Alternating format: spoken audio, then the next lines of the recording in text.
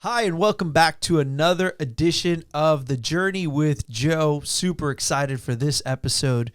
First, I want to thank our sponsor, the Camp Transformation Center, Ontario Ranch, Anaheim, and soon to be Upland. If you're looking to get your fitness on, give them a shout. They are super duper awesome. Today, I'm excited to have Chef Bill Bracken in the house. Chef for over 35 years, has been at many different top-notch hotels. It was amazing to see all these crazy places that you've worked at. But most recently, the head of Brackens Kitchen, one of the coolest charities that you're going to see and how they're making a difference in the world. So I'm excited to have you here, Bill. Thank you so much for joining me, man. I'm so happy to be here. And I love that you said 35 years because that makes me about 10 years younger than I am. So I'm suddenly not so old because things have added up over the last 10 years for sure. Really? Yeah, time flies, right? Absolutely. Father time is undefeated, as Doesn't I like to say. Wait on anybody. Yeah. So let's get right into it, man. You've been in the restaurant industry for a long time. Tell me a little bit about how you got into it. I saw the Culinary Institute that you started there. What made you get into just the chef side of restaurant? Because I started as a server, but I just thought it was a good way to make some cash money. It's a great story actually for me where I grew up. But first, thank you for having me here today, and thank you for all you and Joe Soto team does to come out and help and support us. So we're truly honored because we can't do it without you. So Absolutely. Truly honored to be here because of you and what you do. So Thank you. But I grew up in a small town in Kansas, about 1,000 people, and Wow. At a time when chefs they were unheard of, and when you're working, when you're 12 and 13 years old, I started working when I was 12 in Kansas. The only jobs were out in the fields, detasseling corn and tossing bales of hay and things like that. There's a lot of jobs in small town Kansas, and No. I wasn't going to work in the field. So it was my sister who actually got me a job working in one of two local restaurants. I was 12, started washing dishes. I was cooking before I turned 13, and Wow. I guess you could say the rest is history there. But the long and short of it is I knew I wasn't going to college, and didn't know what I would do after high school. I was the youngest of 4 kids. I think mom and dad was over parenting and guiding. I had 3 older sisters that got all the attention. Fourth kid, it was just, he's still breathing. All right. Yeah, there wasn't a whole lot of talk about am I going to college or anything. I think my dad, he told me years later, he always assumed I would just follow in his footsteps and work in one of the local factories or meat packing plant or something. But senior year in high school, it's actually a funny story. I'm a library aide, I'm a counselor's aide, I'm a cafeteria aide because I had to be in school. Yeah. You didn't get to do half days or anything like that, and I only needed 2 or 3 classes to graduate, and all the rest was elective or extras. I was sitting one day in the counselor's office in the spring of '81, the year I graduated, and Miss Miller, she said, "So Bill, what are you gonna do after you graduate?" And it's like, oh my God, it's like someone hit me over the head because no one ever really talked about that. And my parents did. And then she was the one who recommended I go to culinary school, vocational school, because all I've done is worked in restaurants and cooked. And, thank God for Mrs. Miller, because God knows where I would have ended up. And I ended up going to vocational school. That led me to the Culinary Institute of America and, into the luxury hotel world for a long time. And here I am today with you now. Wow, that's super cool. And I just, I think everybody has different goals, right? And some people love the books, some people love the trade, and the school's not for everybody out there, right? So I think as you're out there listening to this and you're thinking, hey, I'm not the books guy, I'm not this guy, maybe, I need to get into learn a trade and do something like that. So I think it's really cool that you found your way, right? Because that Mrs. Miller could have sent you and you could have spiraled into a different way. Yeah, for sure. And it really worked out. Well, what's his name? Dirty Jobs show. What's the guy's name? I can't think of it right now. Not sure. There's his name will come to me when we long past this conversation. Yeah. But he's a big promoter and believer in the trades and skill, and college isn't for everybody. No. 4-year university isn't. And there's lots of ways that you can make a living and find a purpose in life beyond sitting in college for 4 years. So, education I think is important, but education is. It's not for everybody. Yeah, it comes in many different ways too. So that's it's not true. always college. So. I went to the School of Hard Knocks. There you go. Yeah, learned a lot in the School of Hard Knocks, but there wasn't a degree for that. So it just taught you hard work. There's a lot of hard knocks in the culinary school with the European chefs back in the day. Trust me. That's so funny. That's so funny. I just learned what a Michelin star was recently. I had no idea what it was. We went to we went to a hotel, and there was a restaurant. It was a Michelin Star guy. I was like, I don't know what that means. My friend's like, we need to get a reservation. Yeah. I was like, yeah, I'm just gonna eat by the pool tonight. Like it's sold out. So apparently I missed out, but whatever. Well, you know, the Michelin Stars, when they came to America and all these, you know, those restaurants. I think there's one in Orange County that Really? maybe had one Michelin star. But I mean, it's like in America, it was 5 stars and 5 diamonds, and Yeah. the luxury hotels and different ratings. I mean, if you got a 3-star rating from the Food Critic and the New York Times back in the day, that was as good as anything. But I mean, more and more in the world today, you see people and hear about chefs are just walking away from turning in their Michelin stars because I mean, from a business standpoint, just the cost of doing business to get that type of recognition, but the pressure and stress to deliver that perfection every single day. You know, at the end of the day, it's just food. And there's certainly a lot to creating. Don't make no doubt about it. I could still enjoy a really nice piece of foie gras or caviar or something. Yeah. But at the end of the day, at the world I live in today, you know, food is so much more important than just how many Michelin stars you got. It's the people out there that need it. Yeah. Yeah, for sure. So let's fast forward a little bit. And I've learned a lot in doing this podcast, because the market crash in 2008 really hit everybody differently, right? Mm-hmm. But I feel like there's people out there like, wow, I would have never thought it hit them. But you were hit during that time, right? 2008, 2009, 10, 11, like that was turbulent years in hospitality in general. But for you, what do you remember most about that time? And, you know, how did that propel you, right? Because we talk about how things will either paralyze or propel you. Yeah. You know, and it seems like that time you learn a lot, right? But then it propels you to do other stuff. Absolutely. And I think, I mean, we're all served up a big bowl of lemons from time to time in life, no matter what, no matter who you are. No one's immune from the difficulties in life. And that old adage, are you going to make lemonade with it, or are you going to turn it into something wonderful, or are you just going to suck on the sour lemons? Yeah. You know, and I can't help but think about what you must have went through in 2008 when everything, you know, tanked with the housing market and everything. But, you know, I worked for, you know, one of the richest men in America, and fancy hotel in Newport Beach. And we obviously struggled, but the hotel was still making money. We didn't have a mortgage, so that helped. But more than anything, I watched a lot of really good friends lose their job when there was no jobs out there. And I mean, that, you know, not just changed me and my calling and need, if you will, to do something, but also just my outlook on I spent the last 25 years chasing fame and fortune and money and success and diamonds and stars and all those things with fancy luxury hotels. And, you know, here's a company that was still okay, but yet they were just laying people off. And when you see someone who loses their job when there's no jobs out there, they have a mortgage, they have a wife at home, kids, newborns, babies on the way. I mean, it really hit me. One individual who's still friends with him today, he, at one point in time when I visited him in his apartment, he had absolutely nothing in the apartment. They sold everything they owned just to not end up unemployed. Wow. Beds, furniture, everything, to not end up getting kicked out of their apartment to pay their rent. And the irony of it all is he drove a Lexus that his uncle let him borrow. He still had a couple nice suits because that's what he wore to work every day. If you'd see him driving down the road, you would never know the struggle, what he was going through. And that's when I first really felt that I was being called to do something more meaningful with my talent and skill, and had no idea what that would look like. But that was my first inclination. Wow. You never know what somebody's going through. Absolutely. Right. And it's crazy that you mentioned that, and very few people know, but when the market was crashing, we had, I learned before OfferUp, but you could sell anything. Mm-hmm. And so you commented on my Derek Jeter stuff. You saw my Yankee stuff, right? I got Yankee socks I'm still talking on, right? to you. Yeah, you're still talking to me. But I remember those years, and looking back, I sold all of my Yankee stuff. Yeah.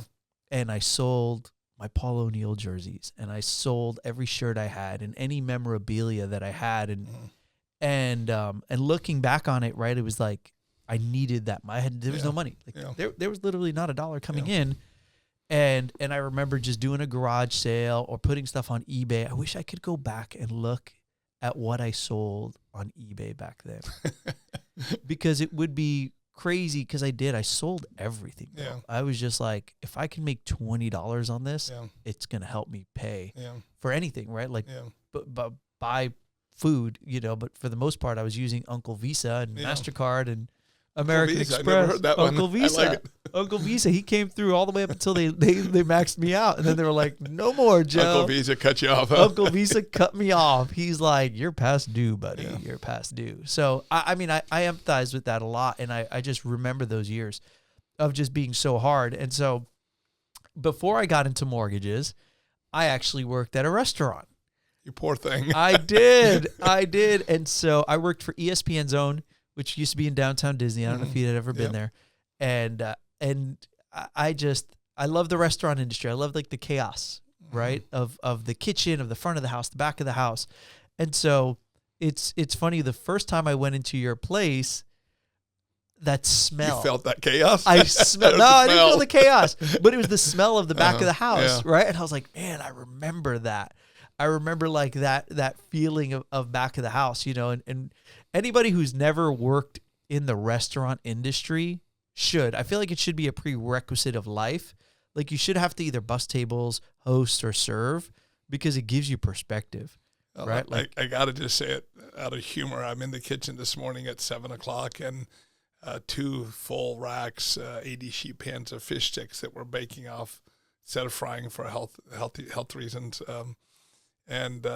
I knew what the kitchen smelled like with this fish. It smelled like a fryer, even though they weren't being fried. I'm like, yeah. Am I going to come to Joe's place today with Smelling that smell? like fish?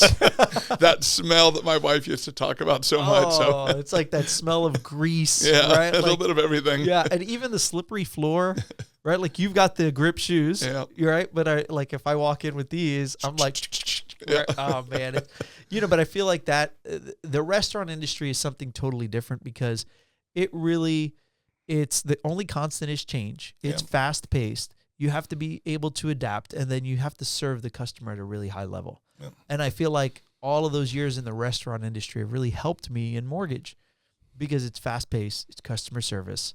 It's, you got to show up every day, right? Like you can't It's really that constant change. You never know what's coming at you, and it can serve you well. Yeah. The mortgage industry and real estate in general is just full Never of know change. what's coming at you, do you? Never, yeah. I wake up in the morning, I'm like, all right, God, what are you going to throw at me today? Let's see how this is going to go. And it's wild. It's wild. But I really feel like those years helped me in business now because I'm immune to it, right? I'm just like, whatever. It's just another day in the life, So you get started, and when did you start? So rewind a little bit. I remember being in the restaurant, and I would love getting free food, right? Like whenever they would throw me a chicken strip, I'd be like, sweet. But I never realized how much food was getting thrown away, right? And I would see it, but it never processed. And I'm sure all of you servers and bussers and everybody out there, you love the free meal, but think about how much gets tossed, right? And so I found it really interesting what you do because you're able to use that, right? And take some of that. So fast forward and you start your charity, right? Which is Brackens Kitchen, right? 5013C3. I forget all of the numbers, but 501. Yes. And if you're not checking them out online, check them out on Instagram and their website and make sure you donate. Shameless plug. Thank you. Yeah, there you go. No worries. And so how'd you get started doing the charity? Like what led you to say, hey, let me start this? Yeah. Right. Cause I think it's super interesting. Well, we talked about 2008 when the economy tanked, and ironically, I don't know if it's ironic, but I was actually getting married at that time, and here I was starting life over, if you will, with my wife. We took off August 30th, 2008. We got married. Our general manager of the hotel got quit. We'll talk about that. And I'm going on getting married and took a honeymoon in Hawaii and had no idea what was in store for me when I came back. They brought a new person in, and it was just 2 years of cuts after cuts after cuts to employee and staff, trying to survive, if you will, the what was going on with the economy. Yeah. And I say survive very loosely because we were still making money. We just weren't making what we were accustomed to.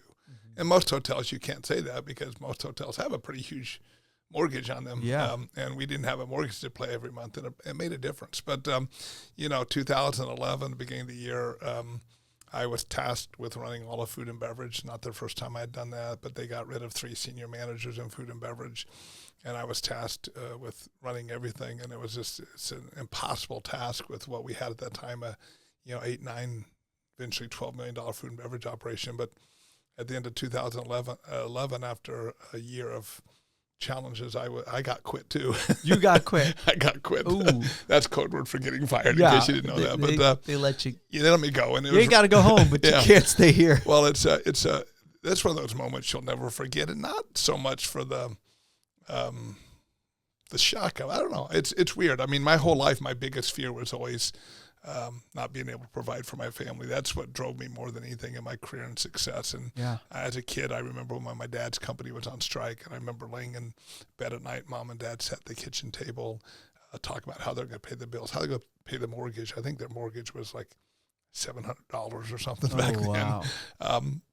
But that had a profound impact on me, that I always deep inside worried about how will I be able to provide and pay for my family. And suddenly I'm unemployed. At that time, 2.5 years later, from 2008,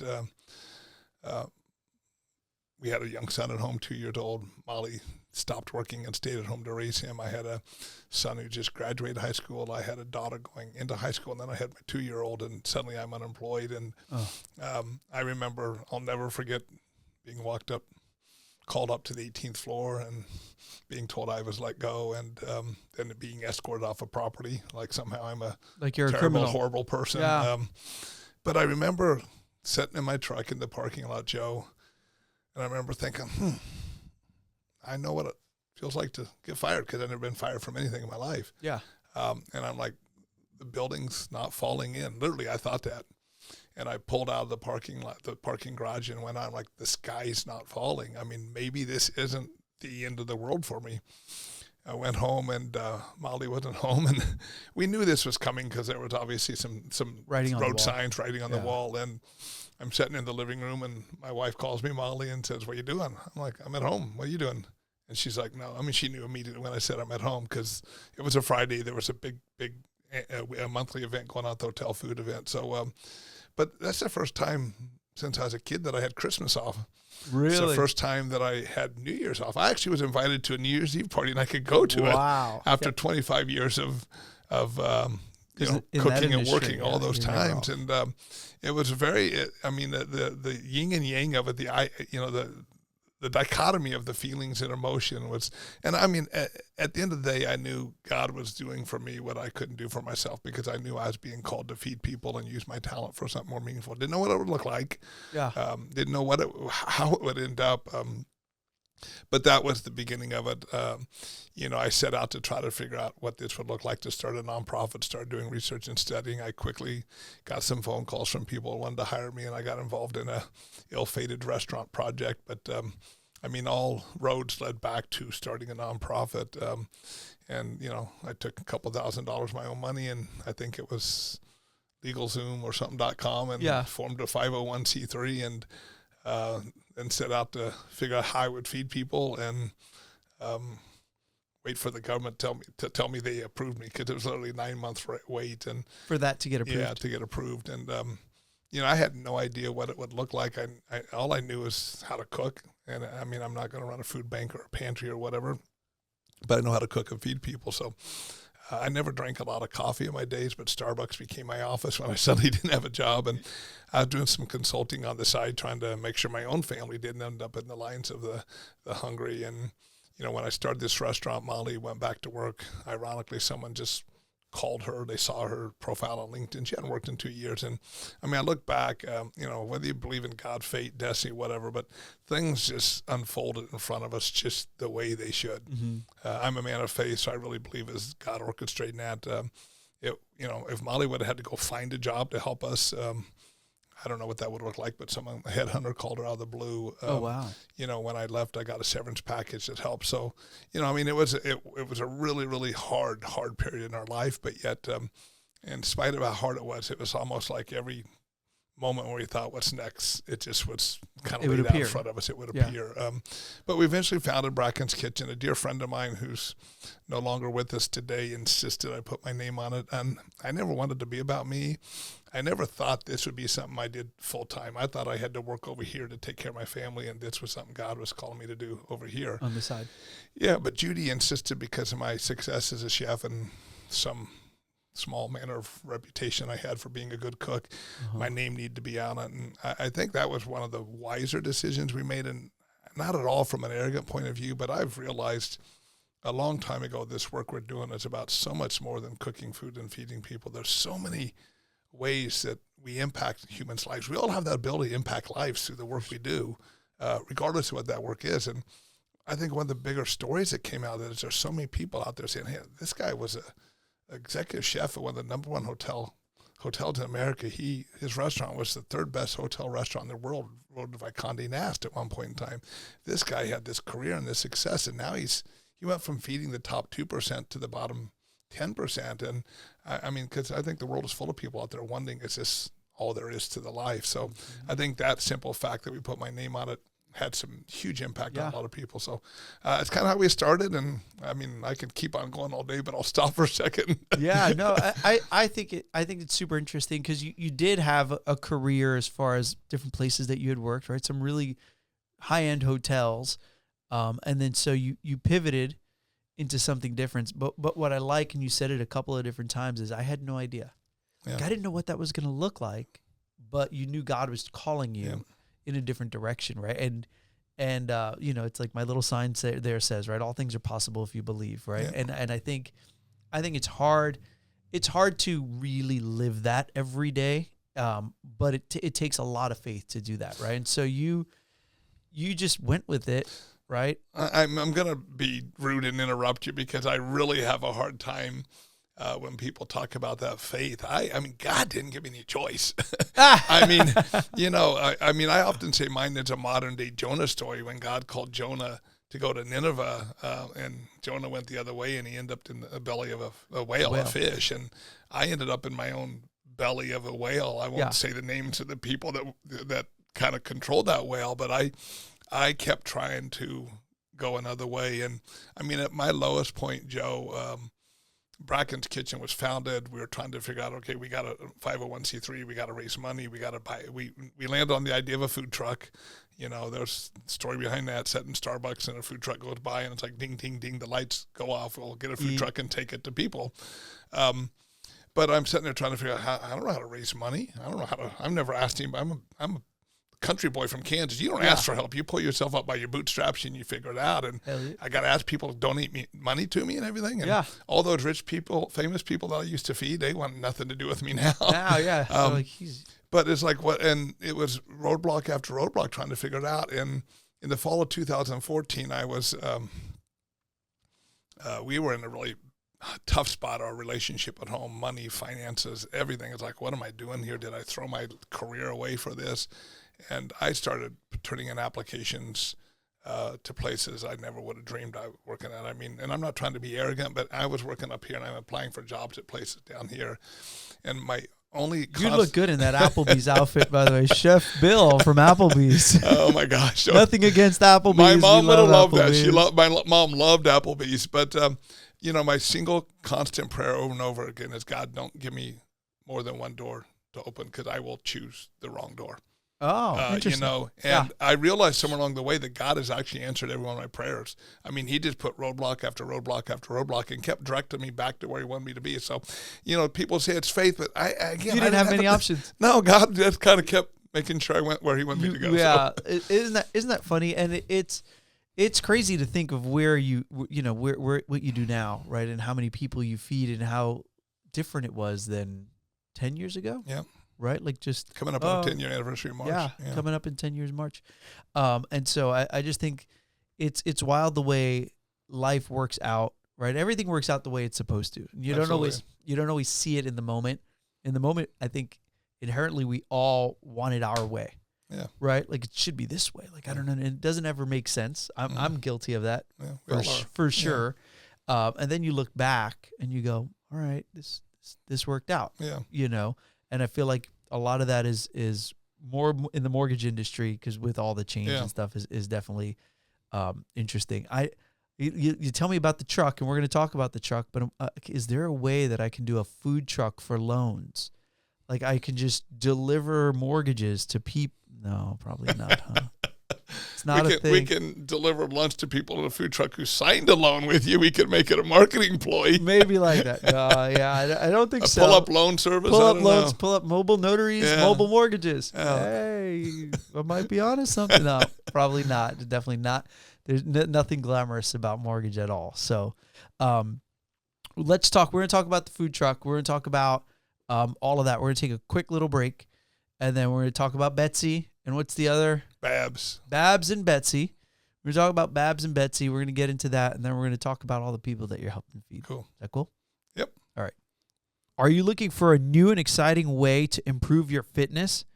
Well, you have to join the Camp Transformation Centers in Anaheim and Ontario Ranch, because they are doing some special things over there. They are changing people's lives with great classes and a great environment and great instructors that are helping people lose weight, become more confident, become more healthy, and just live better overall. So if you're interested in changing your quality of life and learning more about starting a fitness journey, give the Camp Transformation Center a call, either Anaheim or Ontario Ranch, and start your journey towards a healthy and fulfilling life. They are amazing. You're going to love them. Give them a call. Now back to the show. We're back. Now let's talk about Betsy and Babs, right? And what I thought was really interesting about what you do is the food truck, because I've never, I don't think there's anybody else out there that does what you do with the food truck. So talk to me a little bit about that. How the food gets to you, Mm-hmm. and then you taking this truck. Like, where does the truck come from, and where do you take it out at? Tell us about that. Is it super great? I got to give you a little history on Betsy, if you don't mind. I'll try Yeah. to keep it short. But Cool. I told you earlier that I knew I was being called. I had no idea, and I'm sitting at Starbucks trying to figure out, how am I going to run a nonprofit? What's it look like? I've been volunteering at a couple nonprofits as well, feeding people and trying to figure it out. But food truck goes down Berkhurst, and ding, ding, the light bulbs went off. But and it's like, okay, we got to raise money to buy a food truck, at least $150,000. And Betsy, the red food truck, came to us through Bruce's Catering in L.A. And Betsy, like I, used to feed the rich and famous, and she was on the set of Grey's Anatomy, The Walking Dead, all these shows.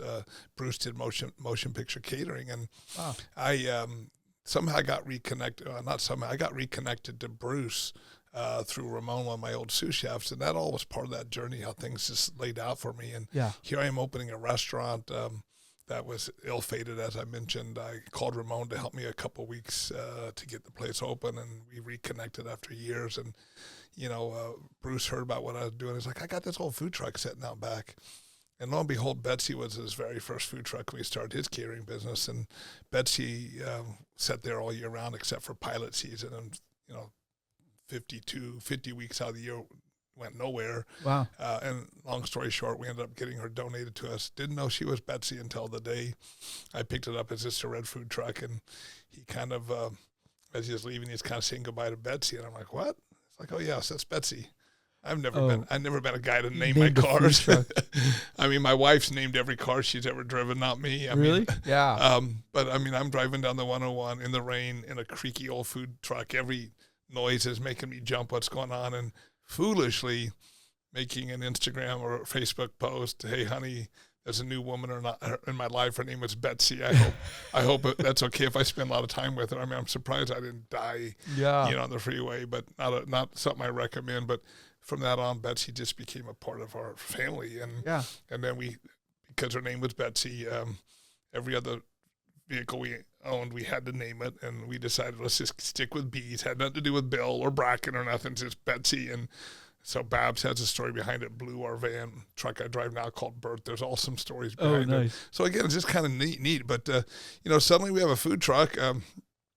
I was working at the Orange County Rescue Mission, volunteering. My first meal, even before I had Betsy, went out. I cooked it at the rescue mission, loaded in the back of my Ford truck and coolers or warmers, and took it to Anaheim and fed at the Voice of the Refugee in winter 2014. And a month later, we had Betsy, and I ended up having her parked in my driveway for about 9 months plugged into the house and doing all the cooking there, and eventually found a shared kitchen space in Huntington Beach that I could use. But in the beginning, I just was calling on all my vendors and people that I'd bought food from for the last 35 years as a chef, 25 years, and just saying, hey, I need product. I need it at a good price, if not donated. And this idea of rescuing food or anything like that was still foreign to me. But this, when we were starting, it's about the time the USDA put out this report, estimating that up to 40% of our food supply in America is going in the landfill. Food that was grown. That's a crazy number. Yeah, and it's still about 35%. COVID hasn't changed that, even with all the hurting and pain out there. It's just part of the system. It's, a farmer can't suddenly say, okay, stop growing green beans, or I count how many green beans I planted. And if you're Del Monte and you're packing 10 million cans of green beans to sell on the supermarket shelves, you don't know who's going to buy them. It's not like somebody places an order and you know exactly what is, then you make it. It's you plant something in the spring, and in the fall, 6 months later, you harvest it. That's, the whole concept of the harvest and crops, and there's no way you can control that. So we're always going to have this food waste in America. It's just a matter of how do we manage it. And I shouldn't say we'll always have this food waste, because food doesn't become waste, Joe, until we throw it away. And I heard something when I was there last time. We were over there cooking, and there was the largest stack of broccoli stems I had ever seen in my life. Yeah. And they told me that came from somewhere where they only use the florets, right, or something like that. Absolutely, and that's a great crazy. Support of all called Forest Farms are all across America. I think probably one of the biggest farmers in America, and their biggest customer is Costco. Yeah, if you ever go to Costco, you buy organic broccoli florets, just the top pieces. So this whole stem goes away, and what the farmer normally used to do is just haul it back to the field and plow it under, so it's not actually going in the trash. So the farmer tries to do the right thing. But he reached out to us and said, hey, for the cost it takes me, for what it costs me to truck all this back to a farm and till it into the soil, I can send it to you or pack it or something. So, we get pallets every week of the broccoli stems, organic, healthy. Wow. We get broccoli slaw from them, and broccoli is such a healthy ingredient. It's so good for you, so nutritious. We chop that up and put it in everything from soups to stews, whatever. Yeah, I saw that, and I was like, who would have thought, right? Like the stems. Something as simple as that. But when you think about the 35% of our food supply, it's meat. So again, going back to 2015 when I'm out feeding with the food truck, this report came out, and suddenly I couldn't avoid the fact that there's food waste. And in fact, I was kind of creating some of that, because every Tuesday night at that point, I went out to an after-school program in Santa Ana to feed families and kids. And no matter how hard I tried, there was always leftovers. And what do you do with it? Try to get them to take it home and whatever. But that's when we started really diving into the idea of rescued food. And now we get food from fish suppliers, meat suppliers, produce suppliers, leftovers from hotels, restaurants, you name it. We got 2 pallets of product in our freezer now. One of them came in as pork ribs, and the other one came in as koji, Korean barbecue beef ribs. And we really thought they're going to be a great product that we could actually use, but there's a lot more rib than there is meat on them. So, that would have gone into the landfill. We'll just turn it into stock instead, or do something with it. So we have the biggest episode of Chopped on our kitchen every day, trying to figure out ways to use food. Yeah. I think that's amazing, because there's so much waste, right? Even if you look at the holidays and Thanksgiving, and I'm always looking at our table at the holidays. It's like, what are we doing with all this food? Yeah. And so I think it's cool that you've found a way to take even just a portion of that, right? And then you guys make some awesome food. I commented on how the wings were really good. I tried those last time. But so you get the food, and now you repurpose it, and you create these meals. And so where do you go? Like, I know during COVID, everybody was locked up during COVID. Yeah. And you guys did how many meals during the pandemic?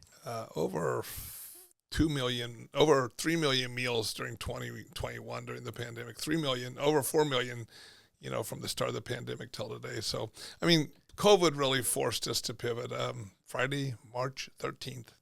No one talks about the Friday the 13th, but that was when California... I remember, for me, it was March 10th. Yeah. because that was the Beginning day of the the week. market went Yeah. kaboom, Yeah. right? And I was like, oh my God, Yeah. what are we going to do here? Ours But the 13th, you're right. It's a Friday, and I always say the 10th Yeah. because the 10th is the day that the bond market went nuts. yeah.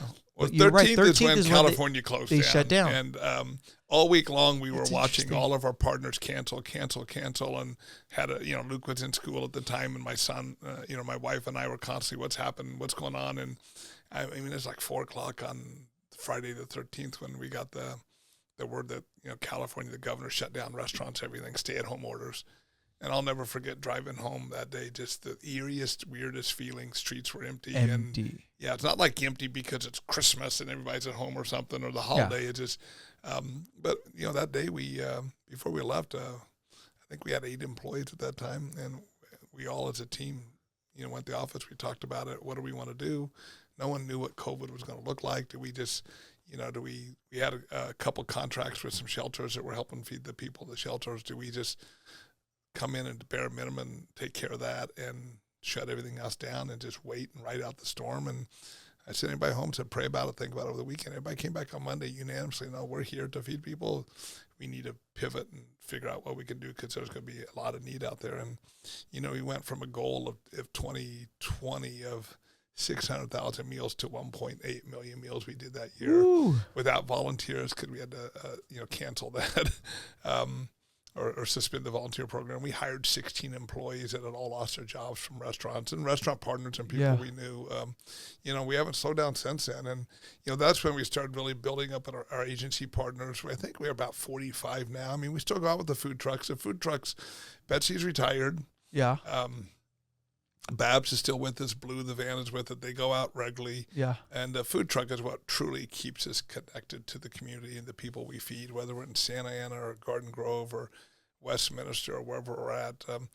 It gives us a window into the lives of the people that we're feeding, so we can really understand that I can't give them a whole 20-pound turkey for Thanksgiving and go home and make a Thanksgiving meal because they don't have an oven. Yeah. They have a hot plate or something to come over. So the food truck is where we really get to connect and true relationships are made. But it's those 45 agency partners that are getting most of the meals out there. There's churches out there like Calvary Chapel, Downey Church at the South End that are constantly doing outreach and feeding. It's, the senior centers around Orange County. It's City of Garden Grove we do a lot of work with. Just tons of partners are picking up food at a regular basis from us, whether it's individual package meals for homebound seniors, whether it's a family meal, whether it's hot meals for other nonprofits we see. Higher Ground in Anaheim's a great nonprofit friend of ours. They have an after-school program for kids living in poverty, and we feed them every week and things. A lot of cool things like that. So the COVID really helped you grow and reach more people, right? Yeah, we had making all those connections. Yeah. Because there's so many people in need, right? I think a lot of people, it's when you're looking from up top, right? It's hard to realize how many people are struggling, and I always like to say, like, a lot of people have it a lot worse than I do, right? And going back to when I grew up in Brooklyn, and things were different then, but even now, like I told you, I walked in this morning, I'm like, I feel great. Yeah, like I get to do this every day. Like I'm gonna interview great people, talk to great people. We're going to talk good stories. We're going to send some good mojo out in the world. Like, it's a great day, and there's a lot of people who don't know what they're going to eat today, right? Like, legitimately, absolutely. They're like, I have, I'm going to get food from the school, and this is what I'm going to get whatever the school's going to provide me is my one meal. Yeah. And then let's see what we can scrap together, so I think you being able to outreach and touch those people who really need it, and it makes a difference in everything, right? I mean, food and shelter are the bare necessities in this world, and there's so many millions of people who can't even, don't have that, right? And we can be a little gluttonous sometimes, right? With stars and restaurants and all of this stuff. Some people right down the road doesn't know where their meal's going to go from. They don't know where it's coming from. And you talk about food and shelter, and I mean, we believe very strongly in the power of food. I mean, we all share the two most basic human needs for survival: the need to breathe and the need to eat. The problem is air is free and food is not. And certainly if you live in upstate New York, shelter is very important too. But in Southern California, no one dies on the street because of exposure. I mean, there's a lot of homeless people, but no one's freezing to death. So breathing and eating are the two most vital things in places like this. And, that gives food enormous power over a person's life. Whether you are that A-list celebrity eating in the Michelin restaurant and you're upset because your meal just wasn't perfect, or whether you're someone who doesn't know where your next meal is going to come from. And I share that because we realized along the way, Joe, that our work is about so much more than just the food we're making and giving to someone. It's deeper than that. I mean, food is part and parcel to every one of our lives. Without it, we die. It's really personal. I mean, there's no better way to intimately get to know a person than sit down and breaking bread with them. And, when we come out with a meal made with love from scratch from professional chefs, we're not just saying that we care about you or that your life matters. We're saying we love you and we want something better for you. And we've realized that deeper impact of our work beyond feeding someone and nourishing their body is that we're nourishing their soul and their spirit. I mean, like one of our volunteers said years ago, we're delivering hope one tasty meal at a time. And we've just realized the importance, whether it's volunteers coming in the back door to volunteer. And, we have a volunteer comes every Monday. She just lost her partner of 40 years. And partner died on Sunday. She was there volunteering on Monday because that's her safe place. And, and she'll come back. And I can tell you countless stories of volunteers, the people we feed, the donors. It's just, it's so much more. I mean, we all have the ability to help and support and reach people. And oftentimes we just don't realize it. We sell ourselves short. What can I do? Yeah. I mean, what can I do? And I mean, I'm a drop in the ocean, not even a bucket in the ocean. But, there's an old saying, I think it's Mother Teresa said it, that, you're but a drop in the sea, but somehow if that drop weren't there, the sea would be a little bit less. And it really is true. Sometimes it's just a little part we can play, but when we don't play that part, the world is less. So. The world is less. Yeah. And that leads me, I think we talked about, right, is volunteers, because volunteers is a huge part of what you do. Absolutely. And it's one of the things that I've been working on over the last few years. That's how we wound up connecting is because I peel a mean onion. I peel a mean onion. Mean onion. And what was I doing last time we were there? Squash. Cutting some squash. I mean, hey, I'm pretty handy in the kitchen. My wife will tell you I am not handy at all. Where she's like, he's useless. But whatever. If she only knew your capability, she only knew what I'm capable. Yeah, she'd be like, really? You're making dinner tonight. You're making dinner. Yeah. She's like, you do it bad on purpose. I'm like, yeah. But volunteers, right? Volunteers are so critical. And I think, again, I was told by my coach to be more giving with my time and give back and be less selfish, more selfless. And so I joke with you. I'm like, people are really good at Thanksgiving and Christmas, right? But there's, 360, 3 other days of the year, right? And so I think it's really important that if you're listening to this and you're that drop in the ocean, right, that you realize there's lots of Brackens Kitchens wherever you are that need your help, that even if you give an hour or 2 or 3 or whatever, it's going to make a difference, right? And there's so many opportunities to do it. It's just one of the things that we're doing this year is we're inviting past clients and real estate partners, right? And say, hey, we're going to be at Brackens Kitchen on this day. We could use more help. Yeah. And I realize that people do want to help. They don't know how to help. Yeah. And then everybody's too busy, right? There's a little bit of that. But I really feel that if you're watching this and you're thinking, hey, I want to help, like, dig in and help, right? No matter how small, even if it's one day a year, it makes a big difference. That's a big drop in the ocean, right? Yeah. And I think it's really important that we realize we can do that, right? Well, no matter how big or small. This is probably one of the things I get most passionate talking about is the impact of giving back. Martin Luther King Jr. said it so well many years ago that life's most persistent and urgent question is, what are we doing for others? Yep. And, I can say, I look right in the camera and say without a doubt that Brackens Kitchen has done more for me than anyone we've ever served. I never realized how my life would be changed at a soul level through the work we do. And I get emotional here because, man, there's just something about being able to help and give back and make a difference in someone else's life that so many of us miss out on because we're not willing to be inconvenienced, or we don't think we have the time, or we don't think we have the talent. And I can't help but think of Francisco, a mechanic in Huntington Beach that has Babs sitting in his parking lot now. And, he said a long time ago to me, it's like people always ask me, I mean, Francisco spends more time. He's a crazy, short little Mexican dude. I'd say it to his face. I'm not being rude or disrespectful in any way. He's one in a million. But he spends more time running his automotive shop. He's got like 9 bays. He's got a big shop there. He spends more time trying to focus on how he can help other nonprofits and do things than he is sometimes his own customers. But, someone asked him one time, why do you do this? Why do you spend so much in there? He's like, because I'm selfish. It makes me feel good. And he says that kind of jokingly and everything, but it really is true.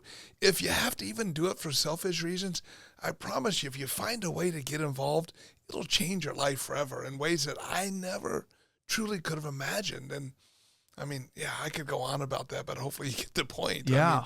I mean, the world needs everyone's help, and I think we're designed, this way God has made us to be part of something bigger than ourselves. I mean, we're nothing by ourselves without someone else in our life. Our lives are empty. So, and I'm saying this, not just go volunteer at Brackens Kitchen, but get involved anywhere, whatever your heart is, whatever your give passion blood, is. right? Just spend time at your church. Do something. Well, they talk about time, talent, and treasure, which most nonprofits talk about. And we got a lot of people that don't have a lot of time, but they have a lot of treasure, and they donate regularly. Yeah. We got people that don't have a lot of time or talent, but they can volunteer, and they'll peel onions all day long. I don't mean that facetiously. Yeah.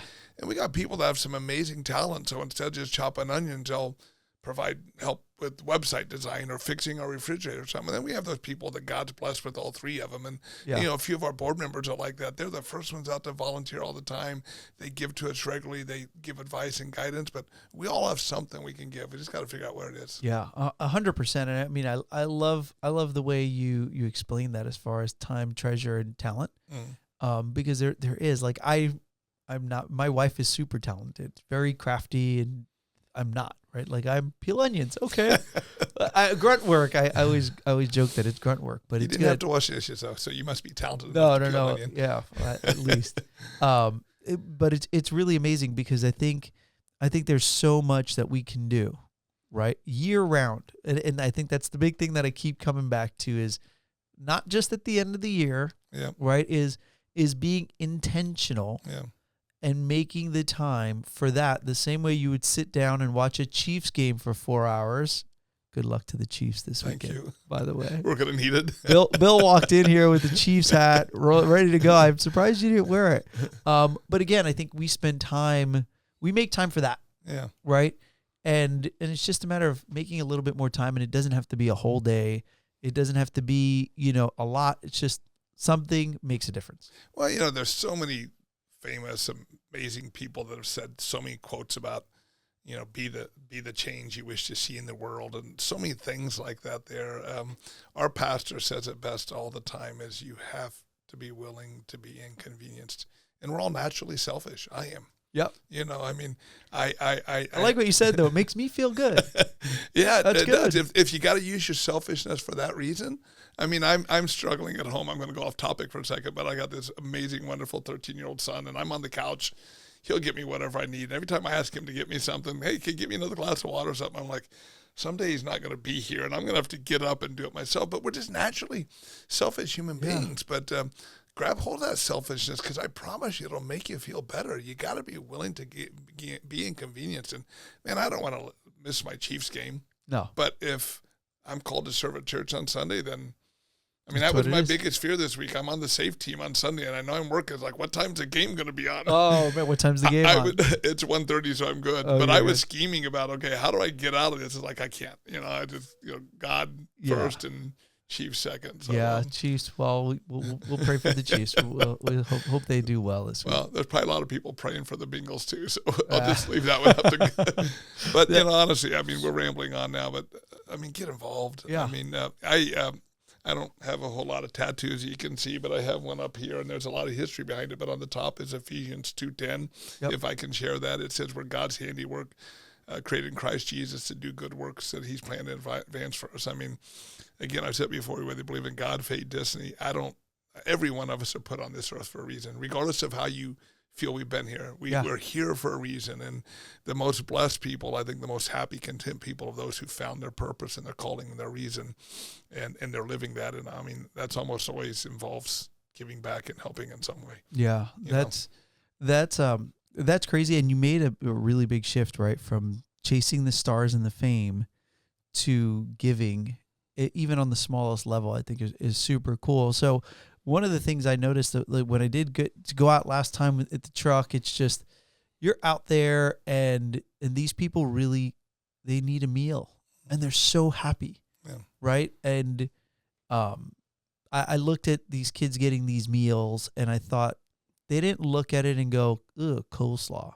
right? Like my kid would have looked at me like, Dad, coleslaw, right? It was like, here's some coleslaw, here's some wings, and they were just so grateful. And I thought like that was in October. That took me and really humbled me to see that these kids were just, so they didn't care what it was, right? Because who knows what their meal was going to be. Yeah. And they just took it. They were so happy. They're like, oh, wow, this is good. There's a brownie here. Like, you guys make an awesome brownie, by the way. That brownie. I'll let Chef Chris know. Yeah, that brownie was top notch. But when you're there and you see how you're helping these kids and families and adults, right? Yeah. How does that make you feel? Like how does that, like, does that resonate with you? Like, to me, it was powerful for me to have that moment. Like, do you ever sit and think, man, I'm doing this. Like, this is I have a huge guilt complex all the time. Okay. But one of the things that I worry the most about, Joe, is my 13-year-old son, who is absolutely amazing. He grew up with Brackens Kitchen. He's been on the front lines. He was volunteering in the kitchen yesterday. I'll be picking up soon from school. He'll be there today as well because it's finals week. But I feel guilty sometimes because I spend so much time talking about these kids. I don't want him to ever feel less, like he's not loved and like he's not the most important thing in my life because of the relationships I've built with these people out there. I mean, I said it earlier, it truly has changed my life. And most of the people that work with us at the kitchen, they can relate to that. There's a generation of Hispanic kids in Santa Ana that know me as Uncle Bill. And, Uncle Bill. There's some of them will remember me. I mean, Angel and Daniel, we spoke briefly about earlier. I mean, I went to see them. I hadn't seen them in 2 years. I was out on the food truck a couple of weeks ago, and he ran up and gave me a hug, and I mean, it left me crying. And so, yeah, I've been forever changed by that. I mean, not everyone will remember me, but I promise you, all those kids and those families, they'll always remember that bald-headed white dude in the red truck. May not remember name or anything about it, but they'll remember that red food truck that came out and fed them. And again, that's why the food truck is so important to us, because it truly connects us to the community. Yeah, it's a symbol. It's relationships, everything. I mean, it's like the ice cream truck. Absolutely. Right? Everybody knows the ice cream truck, the memories you have of the ice cream truck. And Betsy and Babs have their ooga horn.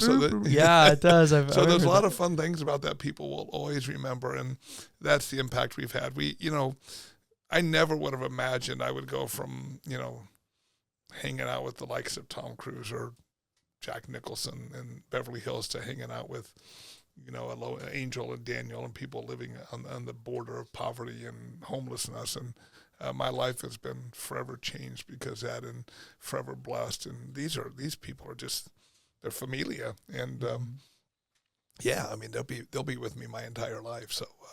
So that's what happens when you get involved and you get back. You make connections like that that are far more valuable than you could ever imagine. Yeah, you can't put a dollar amount on any of that, right? Exactly. I mean, it's experience and it's life, and I think it's awesome. I'm super grateful that you came.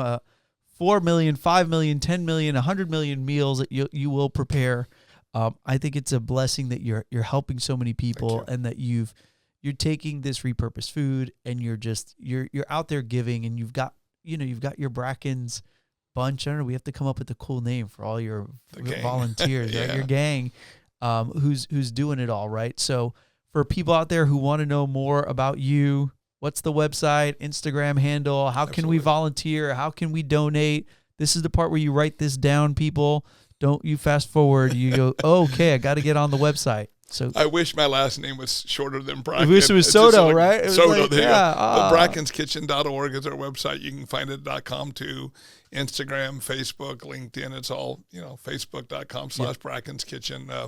You can find a lot of my journey on my own, pages, Bill Bracken. But there's not a lot of Brackens out there. There is a famous producer in New York named Bill Bracken who does a Macy's Day Parade. So if you Googled, you may find him. But you Google Bracken's Kitchen, you'll find it all. And we try to really use social media to tell the stories about what we do. So check it out. Yeah. Visit us. If you go to our website, there's a button on the top left corner. Yellow one says volunteer.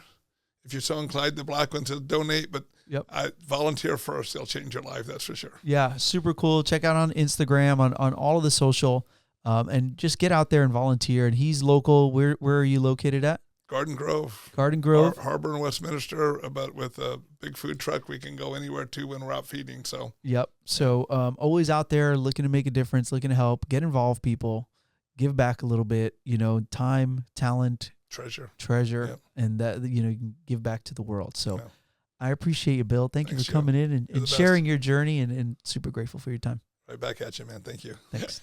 And before we go, we're going to make sure we shout out our sponsor, the Camp Transformation Centers, 3 locations, Anaheim, Ontario, and coming at you, Upland soon. Go get fit, people.